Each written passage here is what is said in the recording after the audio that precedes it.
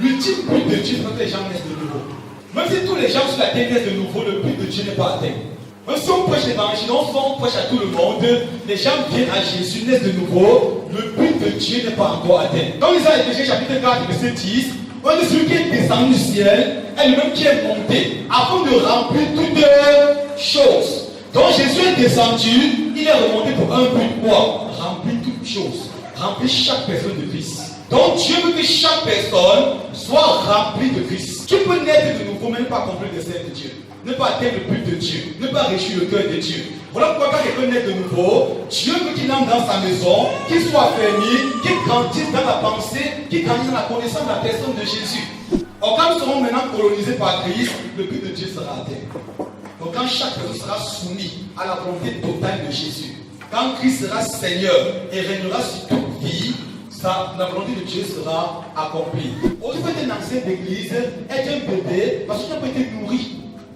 Donc tu as cru, tu es venu à l'église, on t'a mis responsable de la révolution noire parce que tu es une belle foi.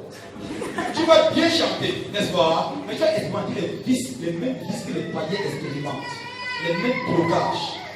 Ah, c'est vous, mais vous pouvez chanter à la chorale, il fait son quartier. C'est un bébé.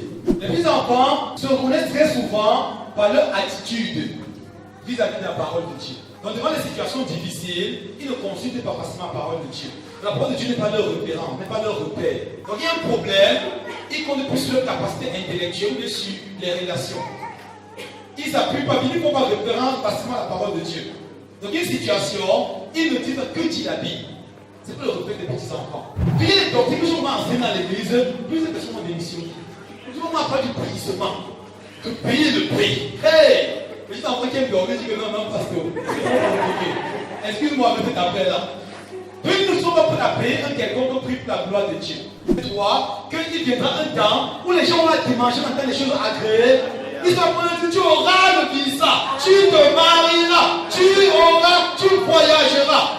Tu seras gouverneur. Je vois je vois un passeport, je vois un petit enfant comme ça touche la chair, n'est-ce pas?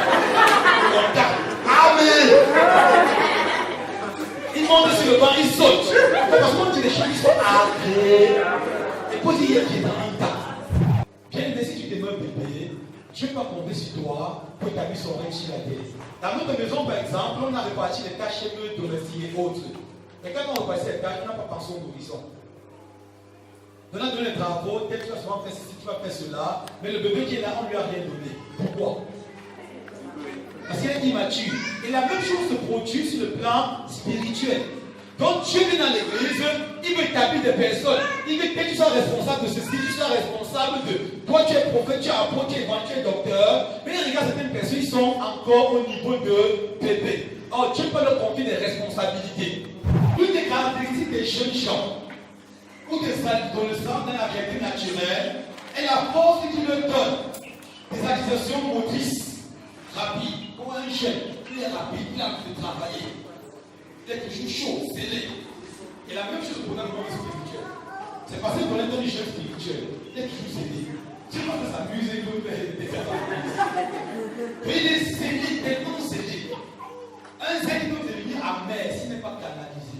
Les jeunes gens sont aptes à faire pour Jésus. Ils n'attendent pas que Jésus vienne faire, ils font pour Jésus. Ils sont bons à faire. Ils sont toujours en train de vouloir prouver de quoi ils sont capables.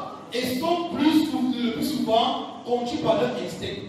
En dépit de leur faiblesse, de leur limitation, les jeunes gens sont utiles entre les mains de Dieu parce que, à ta raconte de quand ils dépendent de l'œuvre de Dieu.